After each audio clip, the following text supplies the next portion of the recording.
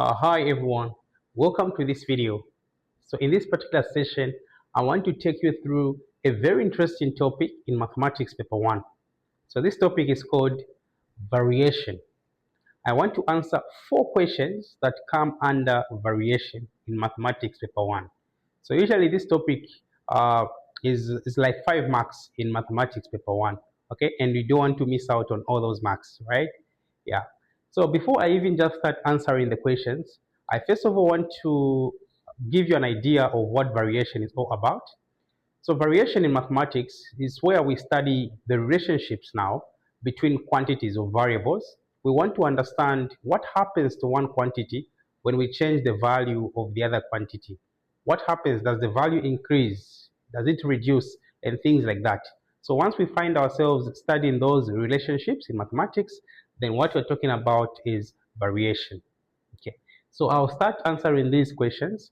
And what I also want you to know is that there are different types of variations. Okay, we have what we call direct variation, inverse variation, joint variation, partial variation, and combined variation. So as I try to solve each question, I'll be letting you know which type of variation we are actually dealing with. Okay, so without wasting much of the time, let's just get started and solve the questions together. Okay, so the first question says, given that y varies directly as x and that y is equal to 8 when x is equal to 2, then these are the questions. So the key word here is directly. Okay, so this is a direct what? Variation. We're dealing with a direct variation. Now, what do we need to know when we have a direct variation? Okay, so what they will tell you is one quantity varies directly as the other quantity. For example, in this case, y varies directly as what? As x. Now, this is how we write down this statement in mathematics. So we say y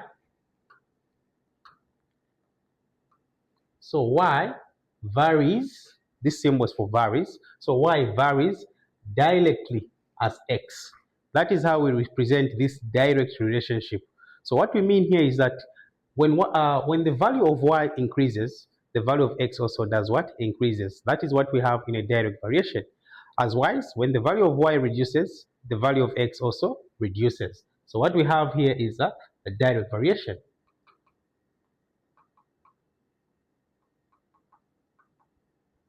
Okay, so y varies directly as x. This is a statement. Now, in every variation, we have what we call the constant of the variation, okay? So we have what we call the constant of the variation. This value does not change throughout our calculations. It's a constant. Normally we use the symbol k to represent the constant of our variation. Now, this is the statement y varies directly as x. If the question was V varies directly as P, you would say V varies directly as what? As P. Now, what you also need to understand is how to change the statements now into equations. So when I say Y varies directly as X, I want to know how to represent this in form of an equation now. So Y varies directly as X, we know y varies directly as x like that. You now change, you convert this into an equation. You're going to write this as y. You replace the direct symbol into an equation like that. Okay, so the variation symbol changes into what? An equation. So you're going to say y is equal to, then I said for every variation you should always have a constant. So you're going to add your constant there, k, then multiplied by what? X. So what we have here is a direct what? Variation. Similarly, here we said p varies directly as v varies directly as p. We could have written this as v is equal to k, which is a constant, times p. Once you have something like this, we call it a direct what? Variation. So let's now start answering these questions.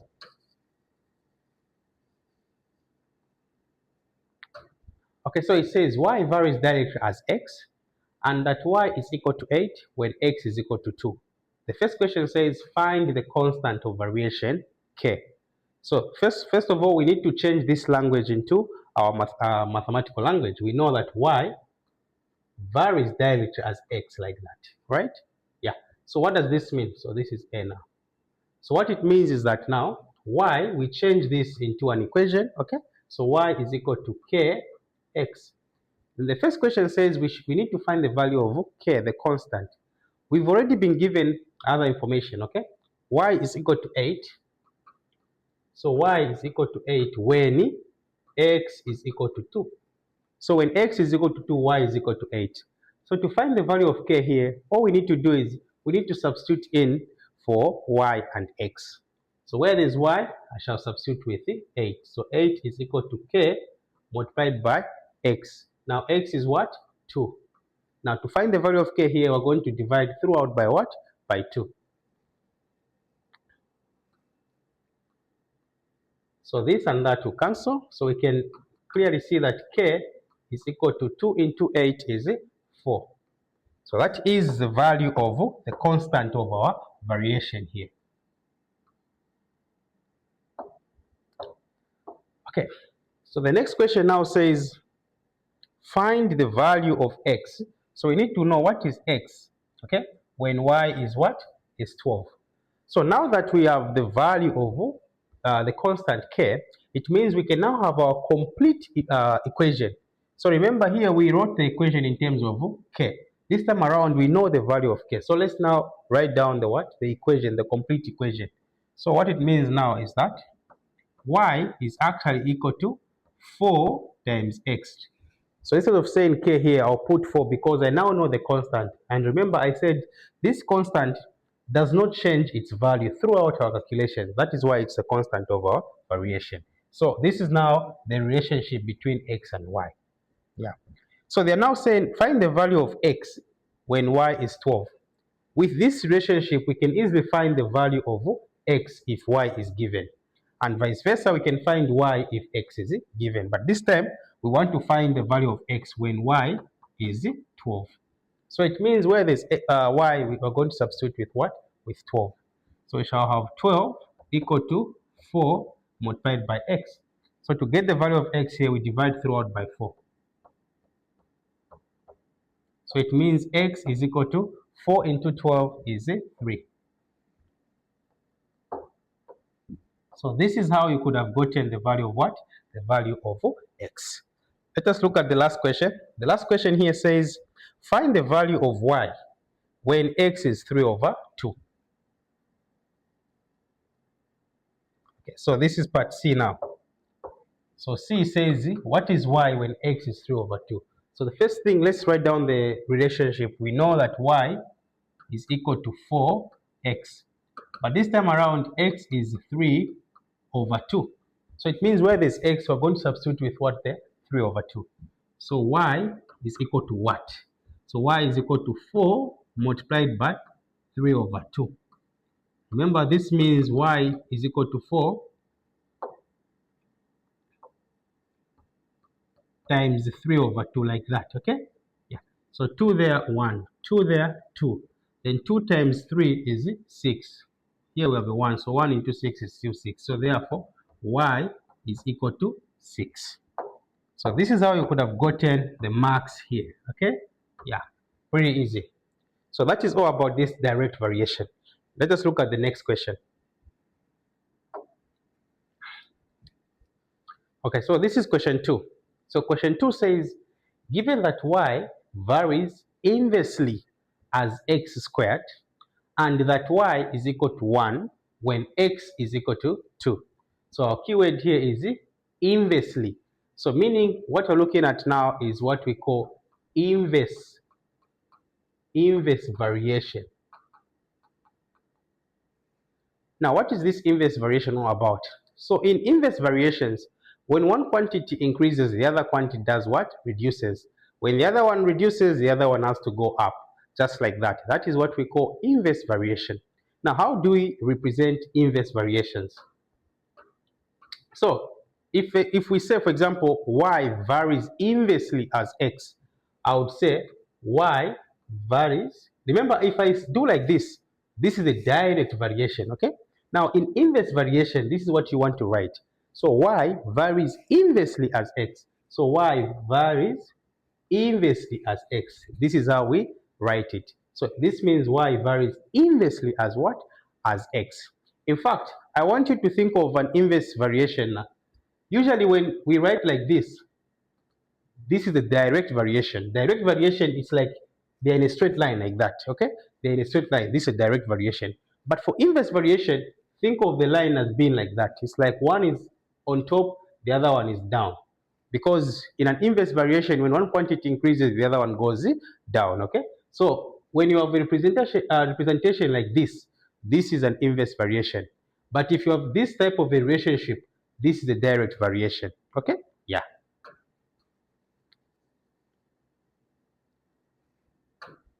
So here they are saying, given that y varies inversely as x squared.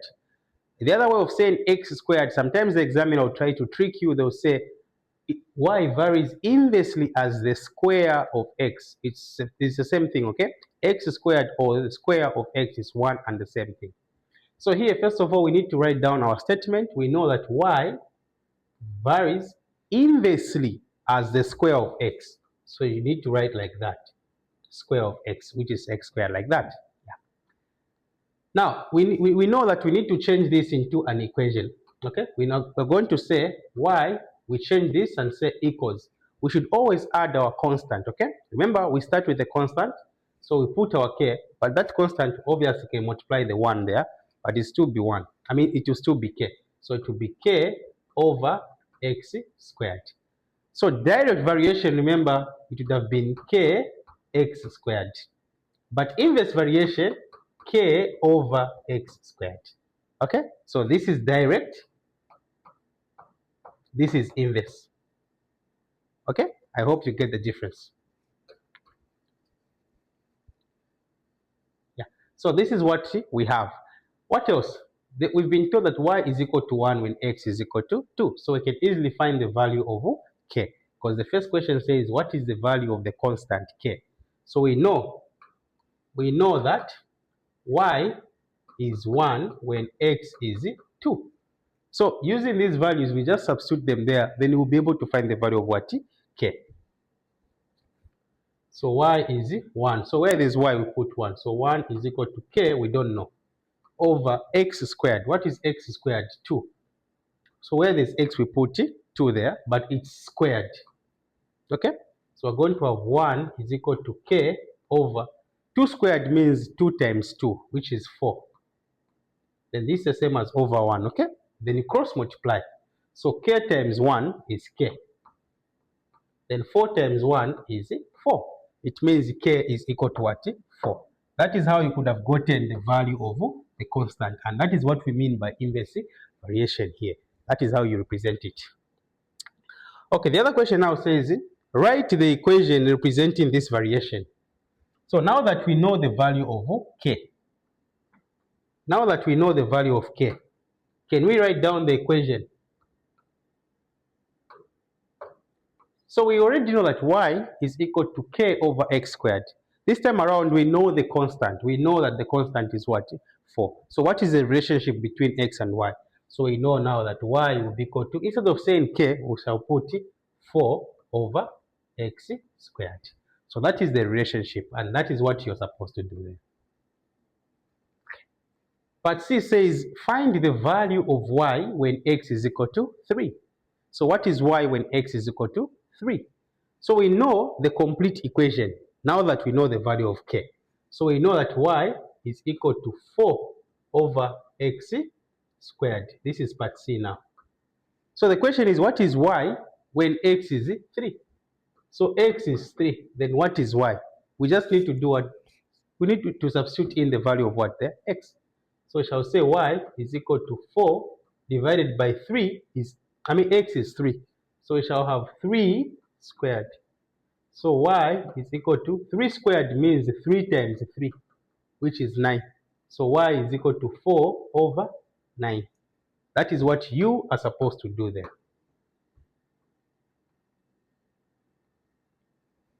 The last question says, find the values of x when y is equal to 9.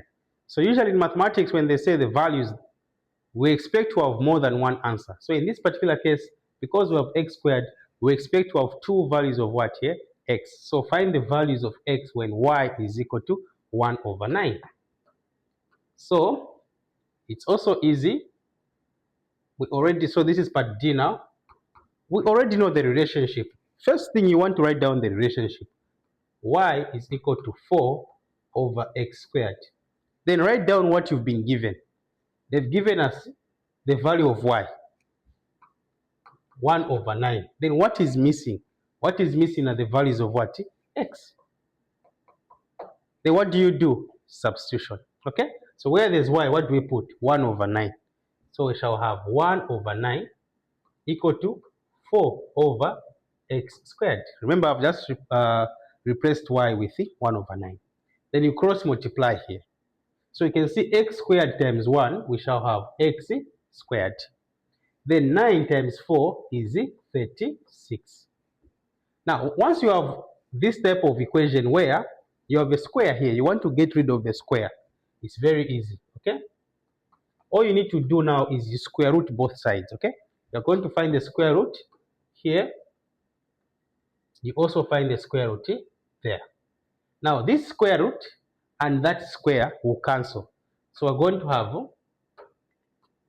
have now x alone there equal to, now every time you square root a number, you find the square root. You're solving an equation, you're trying to find the square root, you expect to have two answers, plus or minus. So the square root of 36 will be plus or minus 6, okay, because 6 times 6 is 36. Meaning, we can now report here and say, therefore, x is equal to 6 or x is equal to negative 6. That is how you could have scored the marks there, okay? Yeah. So let's now go to the next question. Okay, so this is question 3 now. Question 3 says, given that P varies directly as V and inversely as the square of Z, and that P is equal to 10 when V is equal to 32 and Z is equal to 4. I know there's lots of information here, but we'll put everything together and make things easy for both for us. Okay, so first of all, you see that they're saying given that P varies what? Directly. So there's a direct variation, at the same time inverse variation. So what we now have here is a combined type of variation. Okay, we now have a what? A combined variation here, because we have combined two types of variation here, inverse and direct variation. Because we already know how to handle both, it will be very easy for us to handle this question. Let's just understand what they're telling us here. So they're saying given that P varies directly as what? V. So P varies directly as V. Okay? Yeah. P varies directly as V and inversely as the square of Z. So we know that for inversely, we need to have a fraction there as the square of Z. Square of Z. That's how we write square of Z. If they say it varies as the cube of Z, cube of Z. If they say square root of Z, square root of Z. If they say as fourth root of Z, fourth root of Z. A 4 there. Okay, as the cube root of Z, cube root of Z. So this is some of the languages that the examiner would want to use to trick you. Okay, yeah, they want to see if you are able to understand this kind of language, and you need to be familiar with it. Yeah. Okay, so this is the relationship that we now have. P varies directly as V, inversely as the square of Z. Yeah. Now we need to change this into what? An equation. So we're going to say P is equal to what? We should add our constant K. What we have there is V, then over Z squared. This is how you would write it. This is how you write down the equation representing this variation. Yeah. Now, the first question probably will be asking you to find the value of the constant K. So like here, the value of K, the constant of variation. So for us to find the value of the constant of variation, we need to have the values of P, V, and Z, the corresponding values of P, V, and Z. We should have these values known first, then we're going to substitute in and find the value of K. So they've given us already that P is 10, V is 32, and Z is what? 4. Okay, so we have these corresponding values. So we just need to substitute them there. Then you'll be able to find the value of what? K. So P is 10. So 10 here is equal to K, we don't know. V is 32. And Z is what? 4, but it's squared. So 4 squared like that. Okay. Then we're going to have 10 equal to K. This is 32. 4 squared is 16. So I want 16 because I can see that I can divide 16 into 32. So at this stage, we can just say 16 there 1, then 16 there 2, right? And 1 into 2 is simply 2. So we're going to have 10 equal to K multiplied by 2, like that. Then to get the value of K, we need to just divide both sides of the equation by 2.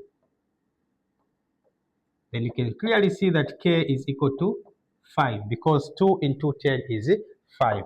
That is how you could have gotten the value of K here. Okay. Let's now go to the next question. The next question says, find P, meaning find the value of P. Find the value of P when V is equal to 20 and Z is equal to 5. Remember, now that we know the value of K, it will be very easy for us to write down the complete relationship between these variables. Okay, so it means, let's now, we already know that P is equal to KV over Z squared. Now that K is known, so we can say P is equal to 5 because K is 5, V over Z squared. Then they're asking us to find P when V is equal to 20 and Z is equal to 5. So all we need to do now is get these values and substitute them there. So it means P will be equal to 5. So V is 20. Then Z is 5, but it's squared. So 5 squared like that. So P will be equal to 5. I know if you want, you can multiply throughout. 5 times 20 gives you 100. It's okay. But others would want to work with small numbers like that, because 5 squared means 5 times 5. If you want, you can also just write 25. But it's okay to also just write this, that 5 times 5, because this is mathematics paper 1. You want to make things easy for yourself. So I've written this because I can now easily cancel these numbers. Okay. Then I can work with small numbers. So 5 there 1. Then 5 into 20 is 4. 1 into 4 is still 4. So it means P is equal to what? 4. Others would have said 5 times 20 is 100. This is 25. Then 100 divided by 25 is still 4. It's okay. So this one gives us our answer. Okay, the last question says, find Z when V is equal to 9 and P is equal to 5. So let's find Z.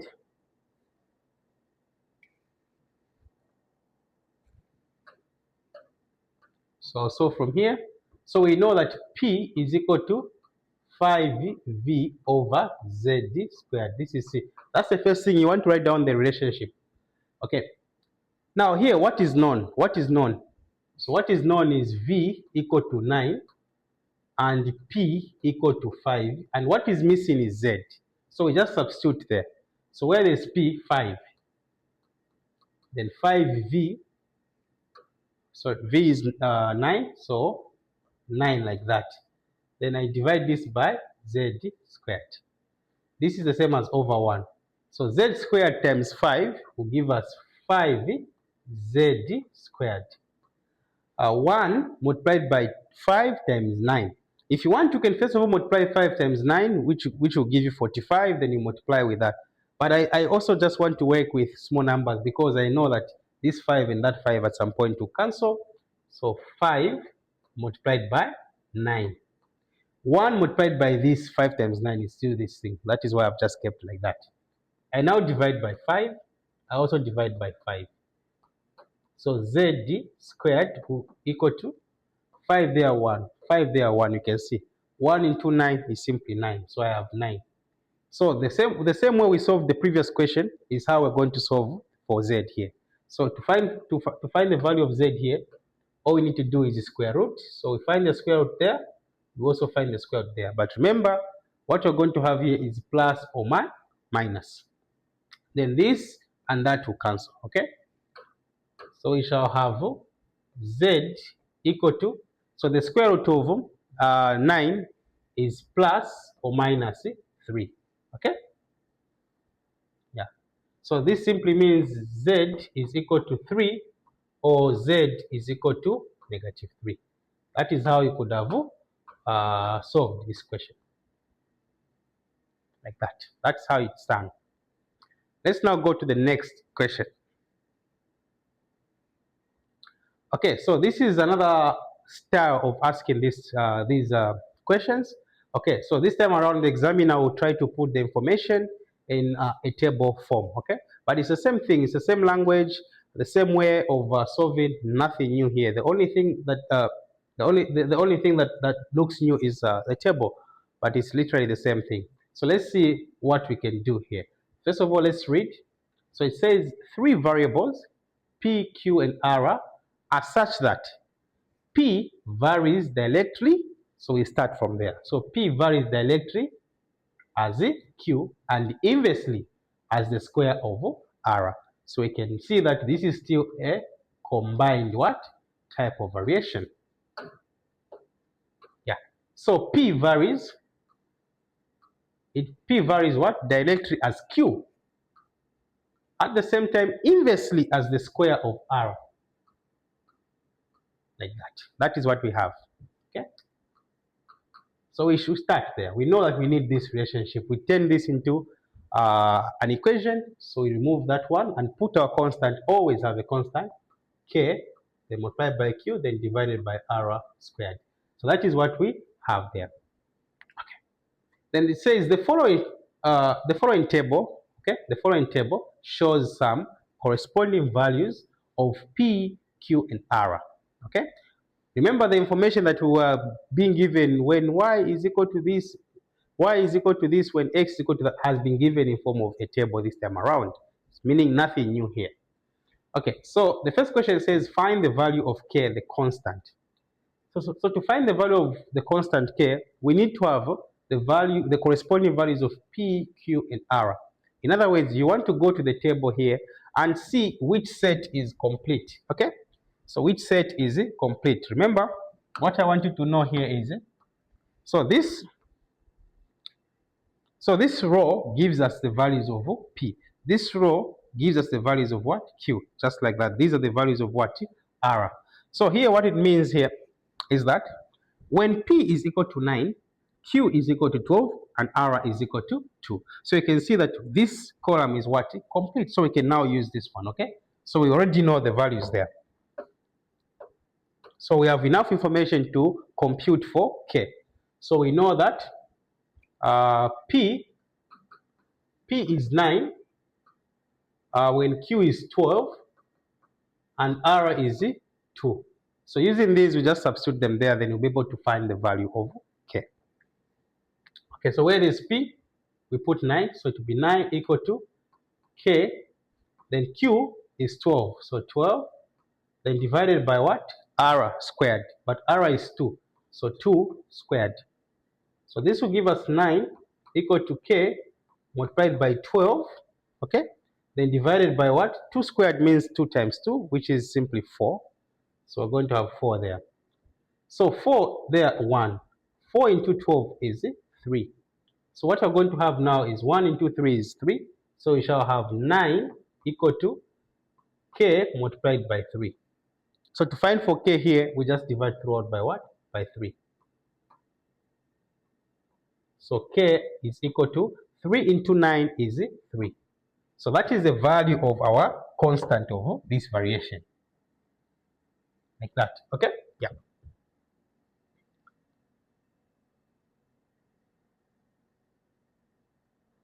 Okay, the next question says, find the value of A. So the value of A. So what is just asking us here, you can see that the value of A corresponds to, it represents the values of what? P. So they're asking us to say, what is the value of P when Q is 42 and R is 3? Just like what we had there, okay? such that this time around the value of P is being represented by a letter, which is A. Nothing has changed, okay? So we have been asked, what is the value of what? P. When Q is 42, R is what? 3, okay? So we have this part now. So let's just use this relationship because we already have the relationship. So we already know that this was our relationship. P was equal to KQ over R squared, right? So this was our relationship. But this time around, we know the value of the constant K. So instead of saying K here, we shall say P is equal to 3Q over R squared. And what they're asking us here is that Q is 42, R is 3, but P is missing. And this P is represented by A, okay? So we shall say, we are just trying to find the value of P here. So P is equal to 3, then Q is 42, divided by what? 3, R squared, which is 3. So 3 squared. So to be P equal to, this is the same as 3 multiplied by 42. Others, if you want, you can multiply 3 by 42, but like I said, I like working with small numbers, and this is also the strategy that you also want to be using, okay? Yeah. So instead of saying 3 squared, which is 9, I can just write this as 3 times 3, so that you can easily cancel these numbers. Then you shall say 3 into 42, which is 14. But if you can't figure that out, you can just use this natural method. You can say 3 there, 1. 3 into 4 there is 1, okay? Remainder 1. And 3 into 12 there is 4. Okay, so you can see that P here is equal to 14. So because P is equal to 14, it means that this value of A here, which is missing, is basically equal to what? 14. So we can now conclude here and say, therefore, A is equal to what? 14. So this is what you are supposed to do.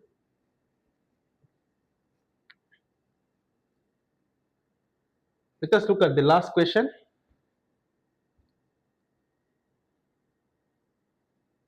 Okay, the last question says, find the positive value of B. So the positive value of B. So if we come here, you can see that B now represents the values of what? R. Okay?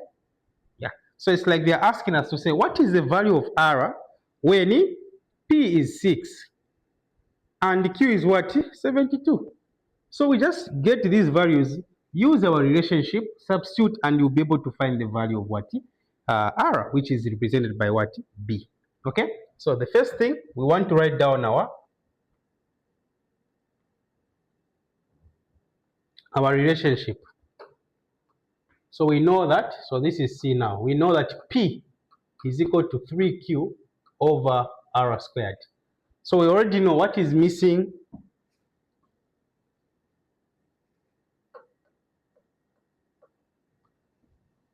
Oh my God.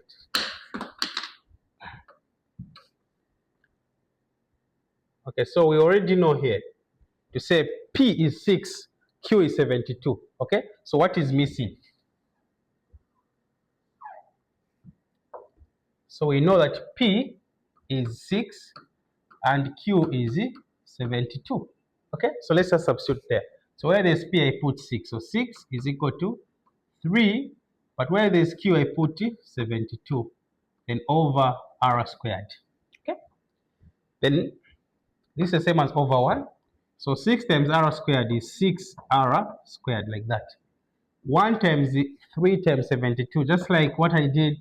I can work with small numbers. I can say 3 multiplied by 72, like that. Then I can divide by 6. I divide by 6, like that. So you can see we now have R squared, this one, okay, equal to, so this one, I can actually write this as 3 times 72. So instead of saying 6, I can also write 6 as 3 times 2, like that, because 3 times 2 is still 6, so that I can easily cancel these numbers, okay? Then 2 into 72 is 36. So it means R squared is equal to 36, like that. Now to find the value of R, we just need to square root both sides. So we're going to find the square root here. we also find the square root there. But remember here we're going to have plus or minus. So it means that r is equal to plus or minus what? 6, like that. But remember the question here said we want to find the positive value of b, meaning we're not interested in the negative what? Value. So we're not interested in the negative value. So we know that here r cannot be equal to negative 6. R can only be equal to what? Positive 6, right? But this R was represented by the letter B. Okay, so B here is the only positive answer here that we have, because the other one is negative. So we can conclude here and say therefore B is equal to positive 6. Do not include both answers, because when you include both answers, the examiner will only give you 1 mark out of 2. Okay, so this is what you want to write, and this is the final answer. And that is how you handle questions on variation. I hope you found this video helpful, and if you did, you want to leave a comment and you want to share the video with your friends. Bye-bye.